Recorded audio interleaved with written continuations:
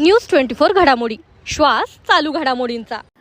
मुख्यमंत्री देवेंद्र फडणवीस यांच्या आश्वासनानंतर डीएसपी चौकातील आंदोलन स्थगित। धीरज परदेशी प्रकरणात मुख्य आरोपींवर कठोर कारवाईच्या मागणीसाठी डीएसपी चौकात सुरू असलेल्या आंदोलनाला मुख्यमंत्री देवेंद्र फडणवीस यांच्या आश्वासनानंतर स्थगिती देण्यात आली। आमदार गोपीचंद पडळकर यांनी मुख्यमंत्री फडणवीस यांच्याशी थेट फोनवरून संवाद साधला। यावेळी या प्रकरणात विशेष सरकारी वकील देऊ आणि आरोपींना कठोरात कठोर शिक्षा होण्यासाठी सरकारकडून पूर्ण ताकद लावली जाईल असे आश्वासन मुख्यमंत्र्यांनी दिल्याचे सांगण्यात आले। या आश्वासनानंतर डीएसपी चौकातील आंदोलन स्थगित करण्यात आले। मात्र धीरज परदेशी यांना न्याय मिळेपर्यंत लढा सुरूच ठेवणार अशी भूमिका आंदोलनकर्त्यांनी व्यक्त केली। आता मुख्यमंत्री साहेब हे आपल्याशी आता फोनवर बोलतायत।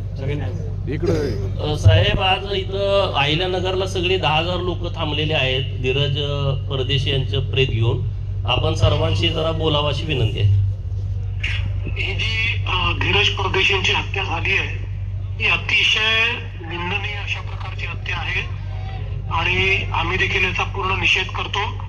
कुठल्याही परिस्थितीत ज्यांनी हत्या केली त्यांना आम्ही सोडणार नाही।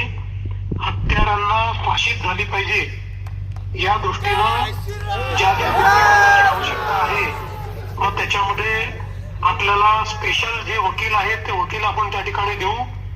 जे काही बेस्ट वकील आहेत चांगले 3-4 वकिलांची नावं काढून आपल्याशी चर्चा करून त्यातला एक वकील आपण विशेष सरकारी वकील म्हणून नेमू आणि हायकोर्टाला विनंती करून ही सगळी केस फास्ट ट्रॅक कोर्टमध्ये कशी चालवता येईल त्याचा देखील आपण निर्णय करू। आणि कुठल्याही परिस्थितीमध्ये या ठिकाणी जे काही अशा प्रकारच्या ज्या प्रवृत्ती आहेत या प्रवृत्तींना ठेचल्याशिवाय आम्ही देखील कोणी थांबणार नाही। आपल्या सर्वांचा आक्रोश बरोबर आहे, पण आता सरकार देखील आपल्या मनाप्रमाणे त्या ठिकाणी सर्व करायला तयार आहे, कारण ती आमची जबाबदारीच आहे।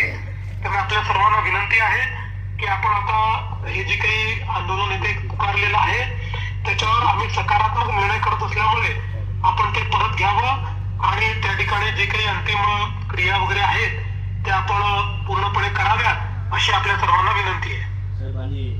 संग्राम माया बोलतायत साहेब। ते एक आपलं हे जे आहे प्रांत साहेब पण इथे त्यांनी काल नोटीस लावली काही अनाधिकृत घर आहेत ग्रामपंचायतचे महापालिका अनाधिकृत घर आहेत तर ते सुद्धा ड्यू प्रोसेस पूर्ण करून त्याची ड्यू प्रोसेस पूर्ण करून आपण जे अतिक्रमण आहे तेही ड्यू प्रोसेस पूर्ण करून तेही आपण काढू।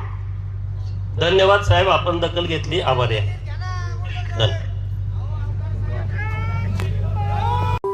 अशाच बातम्यांचा आढावा घेण्यासाठी आजच आपल्या YouTube चॅनलला सबस्क्राईब करा। बातमी आवडल्यास लाईक करा आणि इतरांपर्यंत शेअर करा।